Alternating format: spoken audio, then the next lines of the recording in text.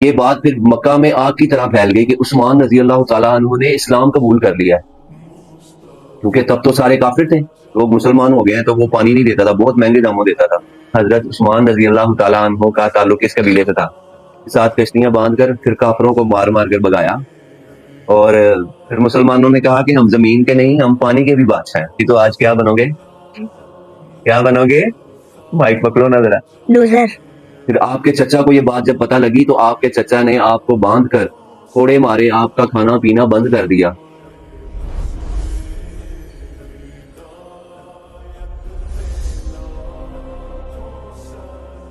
بسم اللہ الرحمن الرحیم۔ السلام علیکم، کیسے ہیں آپ سب لوگ؟ امید کرتا ہوں کہ سب خیریت سے ہوں گے اور دعا ہے کہ سب خیریت سے رہیں۔ کیسے ہیں پیارے بچوں؟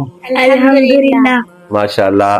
آج میں آپ کو سٹوری سناؤں گا تیسرے خلیفہ، اسلام کے تیسرے خلیفہ حضرت عثمان غنی رضی اللہ تعالیٰ عنہ کی۔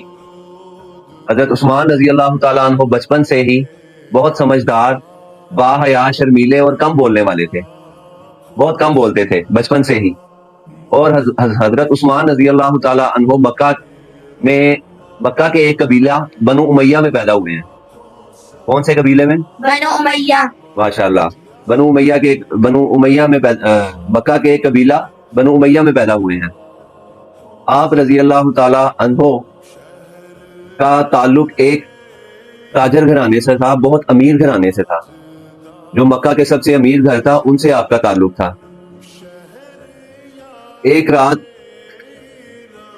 حضرت عثمان رضی اللہ تعالیٰ عنہ کو خواب آتا ہے، اور خواب میں وہ دیکھتے ہیں کہ ہر طرف اندھیرا ہی اندھیرا ہے، اور اندھیرے میں ایک نور ہے، اور نور سے آواز آتی ہے کہ عثمان، حق تمہیں بلا رہا ہے، حق تمہیں پکار رہا ہے۔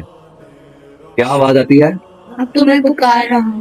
تو حضرت عثمان رضی اللہ تعالیٰ عنہ گھبرا کر اٹھ جاتے ہیں اور ساری رات نہیں سو پاتے، اور یہ خواب ان کے ذہن میں گھومتا رہتا ہے۔ ان کو بار بار یہ آواز سنائی دیتی ہے کہ حق تمہیں پکار رہا ہے، حق تمہیں بلا رہا ہے۔ اس دن کے بعد آپ رضی اللہ تعالیٰ عنہ کے پاس حضرت ابو بکر صدیق رضی اللہ تعالیٰ عنہ آتے ہیں، جو آپ کے دوست ہیں، جو آپ کے دوست تھے، وہ آپ کے پاس آتے ہیں اور آ کے فرماتے ہیں کہ کیا تم نے محمد صلی اللہ علیہ وآلہ وسلم کی بات سنی ہے؟ اور جب وہ بتاتے ہیں تو پھر حضرت عثمان رضی اللہ تعالیٰ عنہ کے مائنڈ میں وہی خواب گھومنا شروع کر دیتا ہے، اور آپ پریشان ہو جاتے ہیں، اور آپ کو سمجھ لگ جاتی ہے کہ یہ وہی اشارہ جو ہے وہ اسی طرف تھا، اس خواب کا اشارہ اسی طرف تھا کہ آپ حق کو پہچانو، اور حق میری طرف پہنچ چکا ہے، میری طرف جو ہے حق وہ پہنچ چکا ہے، آپ کو سمجھ لگ گئی تھی۔ پھر حضرت عثمان رضی اللہ تعالیٰ عنہ حضور صلی اللہ علیہ وآلہ وسلم کے پاس گئے، آپ سے ملے، تو حضور صلی اللہ علیہ وآلہ وسلم نے فرمایا کہ عثمان، جنت تمہارا انتظار کر رہی ہے۔ کیا کر رہی ہے؟ جنت تمہارا انتظار کر رہی ہے۔ تو آپ رضی اللہ تعالیٰ عنہ نے فوراً اسلام قبول کر لیا، اور آپ نے کہا کہ میں گواہی دیتا ہوں کہ اللہ ایک ہے اور اس کے سوا کوئی بھی عبادت کے لائق نہیں ہے، اور آپ حضرت محمد صلی اللہ علیہ وآلہ وسلم اللہ کے رسول ہیں۔ اور یہ بات پھر مکہ میں آگ کی طرح پھیل گئی کہ عثمان رضی اللہ تعالیٰ عنہ نے اسلام قبول کر لیا، کیونکہ تب تو سارے کافر تھے، کافروں کو یہ بات بہت بری لگی۔ پھر آپ کے چچا کو یہ بات جب پتہ لگی تو آپ کے چچا نے آپ کو باندھ کر کوڑے مارے، آپ کا کھانا پینا بند کر دیا، آپ پر بہت ظلم کیا، لیکن پھر بھی آپ کے منہ سے ایک ہی جملہ نکل رہا تھا کہ اللہ ایک ہے اور حضرت محمد صلی اللہ علیہ وآلہ وسلم اللہ کے رسول ہیں۔ اس دن لوگوں کو پتا چل گیا کہ عثمان رضی اللہ تعالیٰ عنہ ویسے دکھنے میں تو کمزور ہیں، لیکن ان کے ارادے جو ہیں وہ بہت مضبوط ہیں، اندر سے بہت زیادہ اسٹرانگ ہیں۔ خیر، اس کے بعد حضور صلی اللہ علیہ وآلہ وسلم نے اپنی بیٹی کی شادی حضرت رقیہ رضی اللہ تعالیٰ عنہ کی شادی حضرت عثمان رضی اللہ تعالیٰ عنہ سے کی۔ پھر ظلم جو ہے وہ اور بڑھ گیا، حضرت عثمان رضی اللہ تعالیٰ عنہ کے اوپر اور بھی زیادہ ظلم کرنے لگ گئے، ان کے خاندان والے، ان کے قبیلے والے، ان کے علاقے کے جو کافر تھے وہ ان کے اوپر زیادہ ظلم کرنے لگ گئے۔ تو حضور صلی اللہ علیہ وآلہ وسلم نے آپ کو فرمایا کہ آپ ایسا کرو کہ آپ حبشہ کی طرف چلے جاؤ، ایک ملک تھا حبشہ، یا ایک شہر تھا، ٹھیک ہے، ادھر چلے جاؤ، وہاں کا جو بادشاہ ہے وہ بہت عادل ہے، بہت اچھا ہے۔ پھر آپ حضرت رقیہ رضی اللہ تعالیٰ عنہ کو، جو حضور صلی اللہ علیہ وسلم کی بیٹی ہیں، ان کو لے کر حبشہ میں چلے گئے۔ اس طرح آپ ہجرت کرنے والے پہلے شخص ہیں جنہوں نے ہجرت کی مکہ سے اسلام کے لیے، اور اپنی بیوی کو ساتھ لے کر حبشہ میں چلے گئے۔ اس کے بعد جب مکہ سے مدینہ میں ہجرت کی مسلمانوں نے، تو حضور صلی اللہ علیہ وآلہ وسلم ایک رات بیٹھے ہوئے تھے، تو مدینہ میں ایک نا یہودی تھا، وہ پانی جو ہے وہ بہت مہنگے داموں میں دیتا تھا مسلمانوں کو. اس کو غصہ تھا مسلمانوں پہ کہ لوگ مسلمان ہو گئے ہیں تو وہ پانی نہیں دیتا تھا، بہت مہنگے داموں دیتا تھا. تو حضور صلی اللہ علیہ وسلم نے فرمایا صحابہ سے کہ کون ہے جو وہ کنواں خرید کر دے. تو حضرت عثمان اٹھے اور فرمایا یا رسول اللہ، لبیک یا رسول اللہ، میں وہ کنواں خرید کر دوں گا آپ کو. پھر حضرت عمر رضی اللہ تعالیٰ عنہ نے اس یہودی سے منہ مانگے داموں 12,000 دینار کا، کتنے کا؟ 12,000 دینار کا کنواں خرید کر مسلمانوں کے لیے مفت میں وقف کر دیا. اب کوئی بھی اس سے پانی پی سکتا تھا. اس دن آپ کا نام عثمان غنی کا مطلب سخاوت کرنے والا، غنی پڑ گیا، عثمان غنی رضی اللہ تعالیٰ عنہ. اس دن آپ کو لقب ملا. پھر جنت مطلب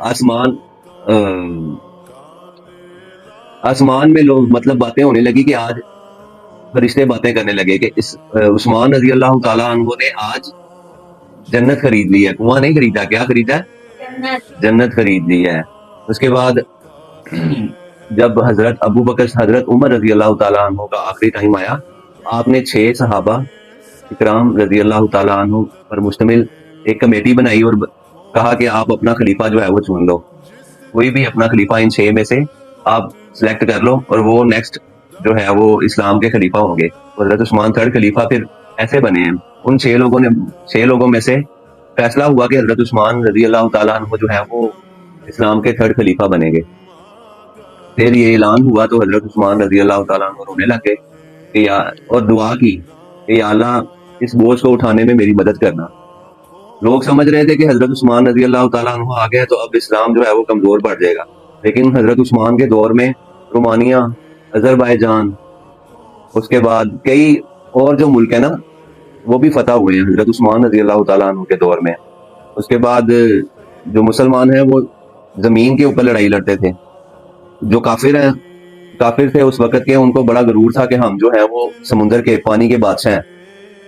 لیکن حضرت عثمان رضی اللہ تعالیٰ عنہ نے مسلمانوں کو حکم دیا تو وہ مسلمانوں نے پہلی اپنی جنگ حضرت عثمان رضی اللہ تعالیٰ عنہ کے دور میں سمندر کے اندر بھی لڑی ہے.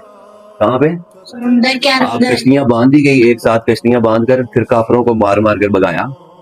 اور پھر مسلمانوں نے کہا کہ ہم زمین کے نہیں، ہم پانی کے بھی بادشاہ ہیں. حضرت عثمان رضی اللہ تعالیٰ عنہ کے دور میں ایسا ہوا ہے. اور پھر جب بعد میں حضرت عثمان کے دور میں جو قرآن پاک ہے نا وہ لوگ مختلف مطلب علاقوں میں اپنی اپنی طرز سے پڑھنے لگے. جیسے مطلب ہم پنجابی بولتے ہیں یا انگلش بولتے ہیں یا اردو، مطلب تھوڑا سا فرق کر کے پڑھنے لگے. تو ایک صحابی حضرت عثمان رضی اللہ تعالیٰ عنہ کے پاس آئے اور فرمایا کہ جو اسلام ہے وہ خطرے میں ہے. تو پھر حضرت عثمان رضی اللہ تعالیٰ عنہ نے قرآن پاک کو ایک کتاب کی شکل دی اور پھر اس کو شام میں، عراق میں، جہاں جہاں پر مسلمانوں کی حکومت تھی وہاں پر دیا. حضرت عثمان رضی اللہ تعالیٰ عنہ کے دور میں افریقہ تک اسلام پھیلا ہے. افریقہ تک لوگ حضرت عثمان رضی اللہ تعالیٰ عنہ کے دور میں لوگ مسلمانوں نے فتح کیا ہے. افریقہ تک گئے تھے مسلمان فتح کرنے کے لیے اور اسلام کو پھیلایا ہے حضرت عثمان رضی اللہ تعالیٰ عنہ کے دور میں. پھر حضرت عثمان رضی اللہ تعالیٰ عنہ جب کامیاب ہو رہے تھے تو پھر جو کافر ہیں ان کو یہ بات جو ہے نا وہ اچھی نہیں لگ رہی تھی. ان کو یہ بہت برا لگ رہا تھا کہ حضرت عثمان رضی اللہ تعالیٰ عنہ کے دور میں تو اسلام ترقی کر رہا ہے. پھر انہوں نے کیا کیا کہ جو اسلام کے اندر جھوٹے مسلمان جو ہے وہ داخل کر دیے. کسی نے کہا مطلب زیادہ جو لوگ ہیں وہ اسلام میں جھوٹے مسلمان نہیں تھے، لیکن مسلمانوں کا نام لے کے کہ ہم مسلمان ہو گئے ہیں وہ داخل ہو گئے.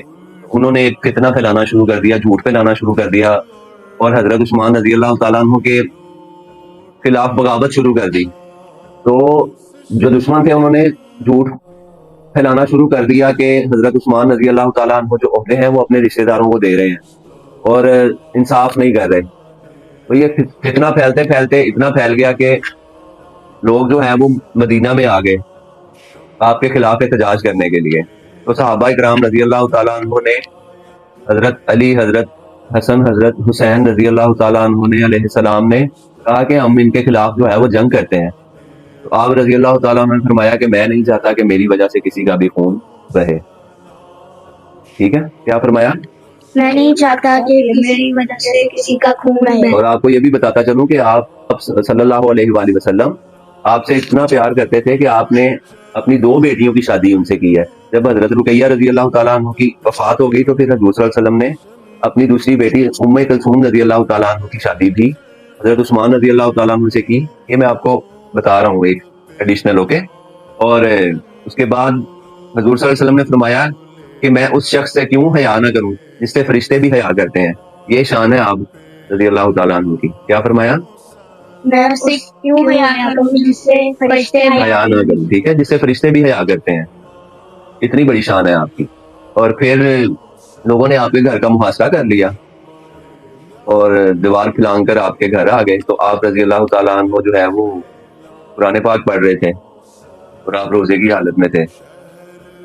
تو پھر جو لوگ ہیں انہوں نے آ کر آپ رضی اللہ تعالیٰ عنہ کو شہید کر دیا قرآن پاک پڑھتے ہوئے. اور آپ کا خون جو ہے وہ قرآن پاک کی ایک آیت پر بھی گرا جس کا مفہوم ہے کہ میرے لیے اللہ ہی کافی ہے. کیا مفہوم ہے؟ میرے لیے اللہ ہی کافی ہے. اور وہ سب جاننے والا, سننے والا ہے اور جاننے والا ہے.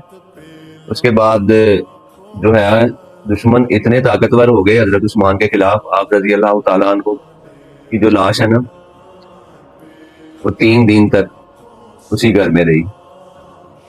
سمجھ رہے ہو آپ لوگ؟ تب باہر اتنے دشمن تھے گھر کے باہر کہ آپ کی لاش جو ہے وہ 3 دن تک گھر میں پڑی رہی. پھر کچھ صحابہ نے رات کے ٹائم حضرت عثمان رضی اللہ تعالیٰ عنہ کو جا کر دفنایا, لیکن اللہ تعالیٰ نے ان کی شہادت جو ہے وہ قبول کی اور ان کا نام جو ہے وہ آنے والی دنیا میں بھی زندہ رکھا. ان کو عزتیں دی, ان کو وقار دیا, اور جو ان کے دشمن تھے ان کو ذلیل اور رسوا کیا اس دنیا میں بھی اور آخرت میں بھی. اللہ تعالیٰ ہمیں ان کی طرح زندگی گزارنے کی توفیق عطا فرمائے. آمین. آپ بھی بولو بیٹا آمین. آمین.